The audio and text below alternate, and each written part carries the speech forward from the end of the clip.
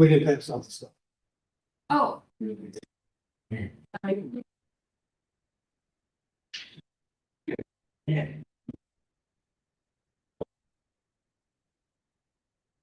Right out of the gate, you can feel it. This isn't just another routine court appearance. The judge is moving people around, referencing sobriety court, and there's already tension in the room before we even get to the plea. And here's what makes this interesting. We're dealing with a defendant who is already in a specialized program, sobriety court, and now she's back in front of the same judge for a separate incident that happened before she was placed on probation. That timeline is critical. This case revolves around reckless driving, but there's more beneath the surface. There was an original charge, likely more serious, and now we're hearing that a plea offer has been extended and accepted. That tells us negotiations happened behind the scenes. The prosecution and defense have reached some kind of agreement. The big question?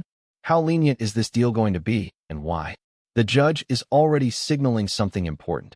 He doesn't see the need for a PSI, a pre-sentence investigation. That's significant. A PSI is typically ordered to evaluate background, risk, and circumstances before sentencing. Skipping that means the judge believes he already has enough information about her, likely because she's been under court supervision for months. So here's what we're watching unfold. A defendant already under a 24-month probation in sobriety court, now pleading guilty to reckless driving, and the judge is considering simply aligning this case with her existing probation. Efficient? Yes, but also risky, because if she violates sobriety court, she'll violate this case too. Let me ask you this. Do you think someone already on probation should get what's essentially a track-along sentence? Or should a new offense trigger something stronger? Stay with me, because the next few minutes are going to determine just how much grace the court is willing to give.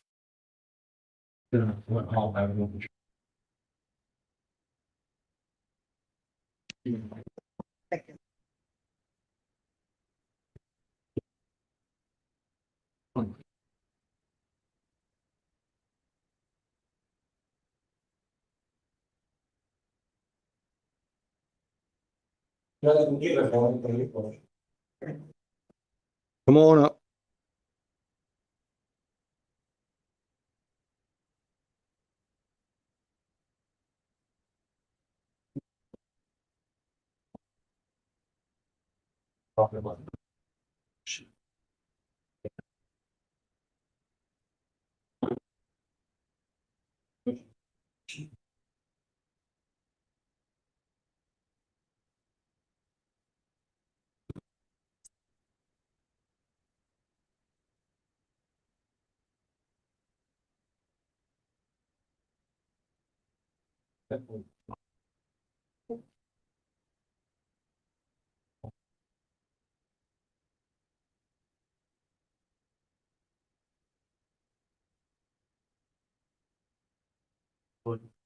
Here's where the legal mechanics really matter. The judge says he's inclined to sentence her to 12 months probation under the same terms as sobriety court, but then clarifies something even more strategic. He's not stacking a new probation on top. He's synchronizing it. That means instead of creating two separate probation tracks, which could complicate enforcement, he's merging the consequences. If she violates sobriety court, she automatically violates this case too. That's what we call judicial efficiency with leverage. It simplifies supervision but increases the stakes for her. And notice how the prosecution doesn't object. That silence speaks volumes. When the state defers to the court's discretion, it usually means they're comfortable with the structure of the deal. There's no push for jail time, no argument for additional screenings. That tells us this plea likely reflects cooperation or mitigating circumstances. But here's the tension. She's only a little over 3 months into a 24-month probation. That's early. Probation is a privilege, not a right. Do you think the court is giving her a fair second chance? Or is this cutting her too much slack? Because from here on out, one misstep could unravel everything.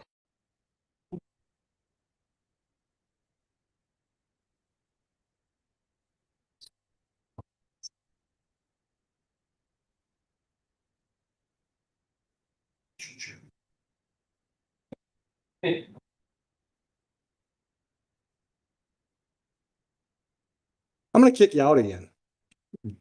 Joe, if you put him back in the jury room. All right. Come with me again, folks. Well, some of you said you wanted to move a little bit. You didn't want to sit too long. Yeah, your stuff's all right there. Yeah, you're all right. You guys know where to go, right? Yeah.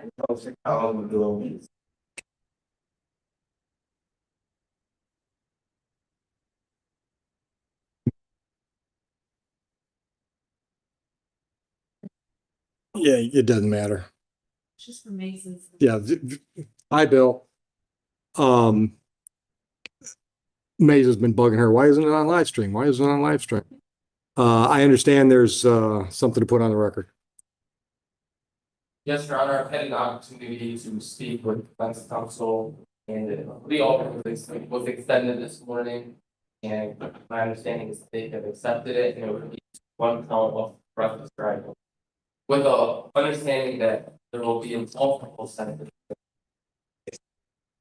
Here's what. Now we see the sentence recalibrated in real time. The judge corrects himself. She's already on a 24-month probation and less than 4 months in. So instead of adding a fresh 12 months, he adjusts this case to 20 months, aligning it perfectly with the remaining probation term. That's deliberate. Judges don't like administrative chaos. By tracking both cases together, he ensures there's one compliance clock. But here's the hidden pressure. If she violates even once, she's not just answering for one file. She's answering for two. Then comes the opportunity to speak. And she hesitates. When the judge asks if there's anything she wants him to know before sentencing, and she responds uncertainly, that moment is human. This is where defendants can show remorse, take accountability, or explain context. Silence can be strategic, or it can be a missed opportunity. What would you have done in that chair? Spoken from the heart, or kept it brief to avoid saying the wrong thing? These moments matter more than people realize. I don't even know if the people know this, but when did we put you in sobriety court? How long has it been? 3 months? About? So it's a little over 3 months. Yes. Okay. All right. So here's what I'm inclined to do. She's in our sobriety court. Okay. I don't think there's a need for a PSI because this incident was before I put her on probation in our sobriety court.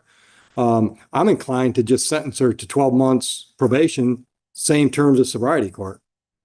Yeah. I don't see the need for another screening.